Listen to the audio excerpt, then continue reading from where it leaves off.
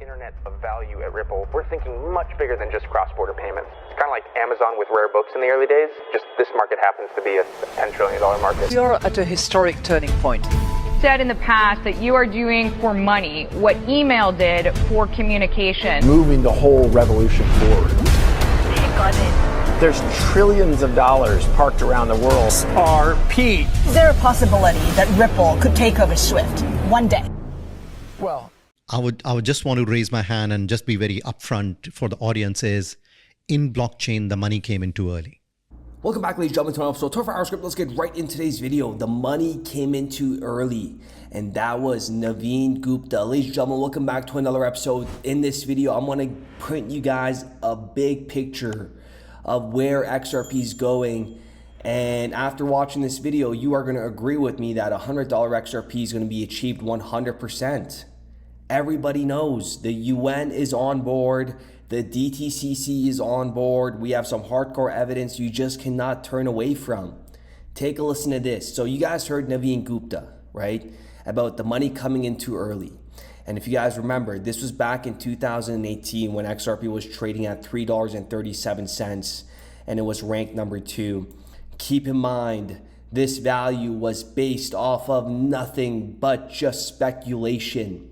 So the fact that the price of XRP actually went to $3.37 with absolutely zero world utility, what do you think is going to happen when regulation and the guardrails are up and utility is going full throttle? And folks, that's all I gotta say. This is going to be absolutely gigantic. Go ahead and smash that like button. Navin Gupta, he's a very smart individual. We're going to get into the full video in a moment. He was also a chief architect of HSBC's global initiative on working capital and liquidity management in 2008 and was recognized as one of the most promising young leaders in Asia. And then before that, he was at HSBC. As you guys could take a look at his LinkedIn, HSBC for almost 11 years, head of growth and national payments. And prior to that, he was the VP at Citigroup. These are the individuals that are working at Ripple. And before we get into the DTCC and the UN, take a listen to Benedetta Audia, okay? Shout out to Cypress for this one.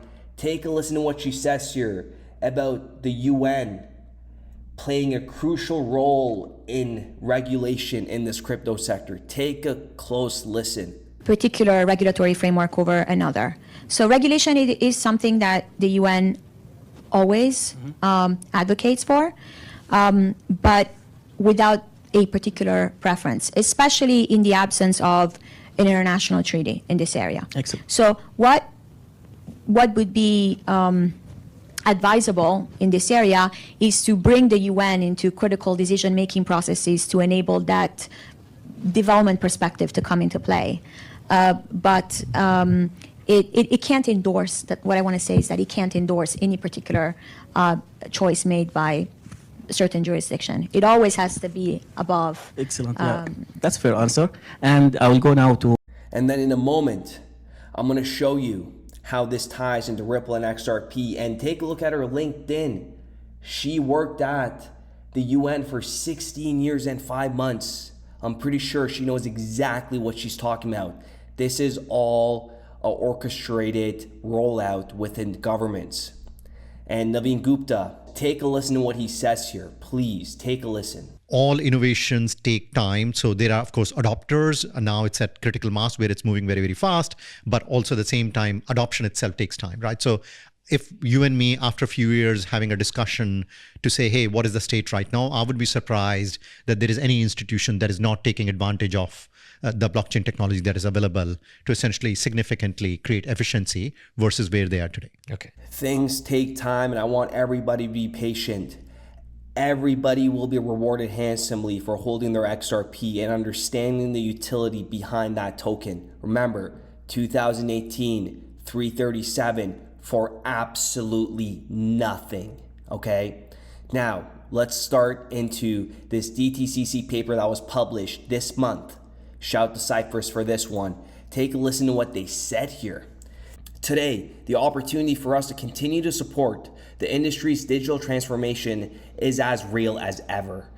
With the acceleration pace and scope of technological change putting significant pressure on firms, we are well equipped to support our clients in incorporating AI, DLT, and other emerging technologies into their operating models, and hence manage the complexities and challenges of today's change agenda, as well as drive new business opportunities in security space. Wait until you guys see these numbers.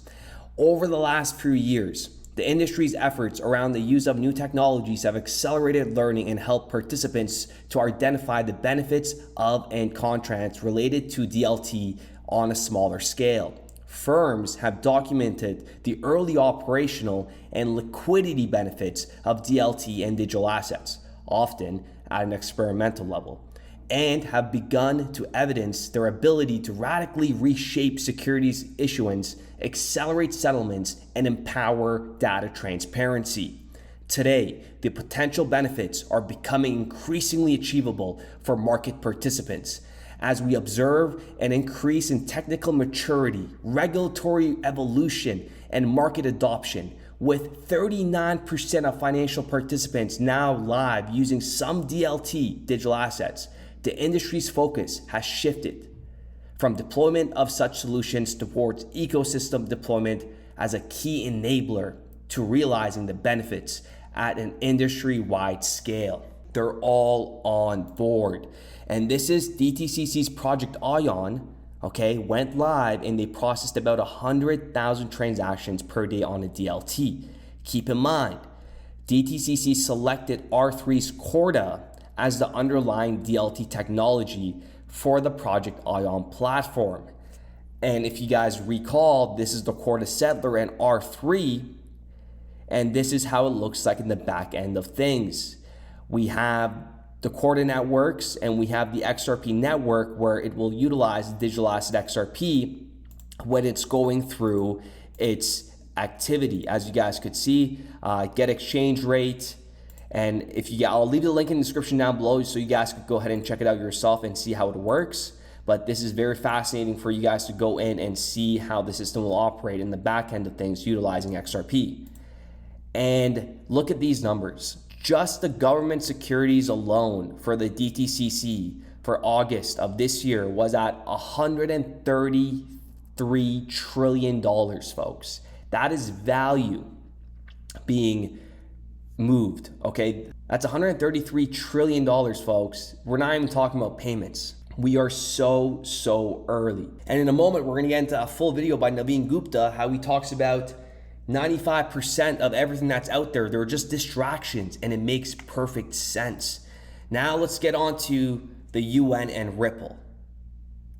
Here we have xange.com working with the United Nations right here and Ripple. It's on their website. This is on their website, fully transparent.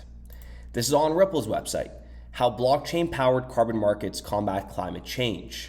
Take a listen to this, right? Xange is a UN-backed climate-focused fintech developing a carbon credit solution on the XRP ledger. Why is the UN working with Ripple? And why are they being vocal about it? Folks, we got big corporations behind Ripple, Here's a document from the United Nations Development Programme. Listen to this. MSMEs in cross-border trade can then have faster access to finance from banks and other financial institutions for securing liquidity for businesses.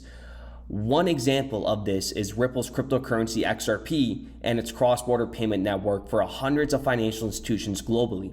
XRP can bridge two local fiat currencies on either side of a cross-border transaction within 3 seconds at a small cost for financial institutions.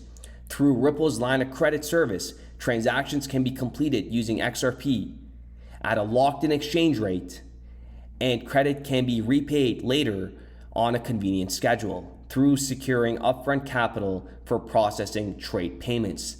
Ladies and gentlemen, that is massive. Now take a listen to what Navin Gupta says here. Blockchain has seen slower adoption than initially anticipated, right?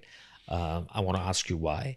Some have gone as far as even saying that blockchain is an answer looking for a question, right?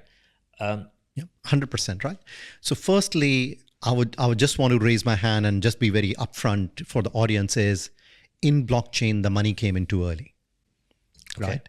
And what I mean to say is, generally you would work in an industry, and what is going to happen is you create a product and an idea for 5 years, and then you go to a VC or 3 years or whatever the case may be. And after a number of years, somebody gives you a small amount of money, and then you, on an incremental or on a step change basis, essentially build your business. And it takes time to build. Like even if you look at internet as a technology, it took 30, 40 years from the time DARPA started the first version of the internet to the time it became a mass product, right? But what happens is, a lot of time, a lot of money creates huge amount of distraction risk. Yeah. So I would say, and again, I have to be honest with the audience, 95% of the projects that we are seeing in the market are actually not real projects, but they may be in some way lots of other things, but definitely it doesn't make sense to the mind. So that's the reason also you're seeing so much of dissonance, right? Again, we could go back to saying patience. That's what he's preaching as well. Okay? Comparing it to the internet, it took a couple of years. What did I say? This market is brand spanking new. It's only 10 years old. It's just a baby. There is 1.8 million cryptocurrencies out there. 95% of these are distractions. They're doing this on purpose. You'll be surprised how many people out there that actually own a lot of junk coins. It is absolutely crazy. 99% of the people out there think, it blows my mind how many coins there are. Like I said, I hold about less than 15 digital assets. Okay, I cleaned it out. I used to have everything. It was absolutely crazy. I was like, this is not gonna work. And the cleanup that I did was years ago, okay? But ladies and gentlemen, 95% of these assets out there are all gonna go. Follow the money, follow the partnerships, follow what the big individuals are doing in organizations like the IMF, the WEF, okay? Ripple cannot be compared to any other digital asset, ladies and gentlemen. With that being said, I do appreciate every single one of you guys. Let me know what you guys think in the comments down below. Patience will be rewarded very handsomely, folks. I'm telling you, this is going to be an iconic moment for the XRP community when everything goes full throttle. We are not a broken record. This is not hopium. We're not delusional. There's a lot of smart individuals in the XRP community, which just blows my mind. And let me just say one thing. For XRP go to $100, okay, the market cap is going to be less than $10 trillion. $10 trillion. And that's, for example, 80 billion XRP circulating. A $10 trillion market cap for XRP will be hit 1 trillion%, ladies and gentlemen. If the DTCC is doing about 133 trillion in the month of August, we're not even counting SWIFT. We're not even counting any other kind of payment systems. XRP to have a market cap of $10 trillion is going to be met 100% if we zoom out. The whole crypto sector in the years to come, maybe 10 years, will have about $100 trillion in market cap. You don't think XRP, the most liquid asset in the world, is going to have $10 trillion in market cap, which will push the price of XRP to $100? 100% going to happen. We will be back with another. We started building RippleNet with the thesis that crypto liquidity would eventually be able to support robust global payments, large payments. RippleNet was designed so that customers seeing the benefits of our fiat-based network could flip the switch to ODL once the market was mature enough. And this is exactly what's happening. Flip the switch.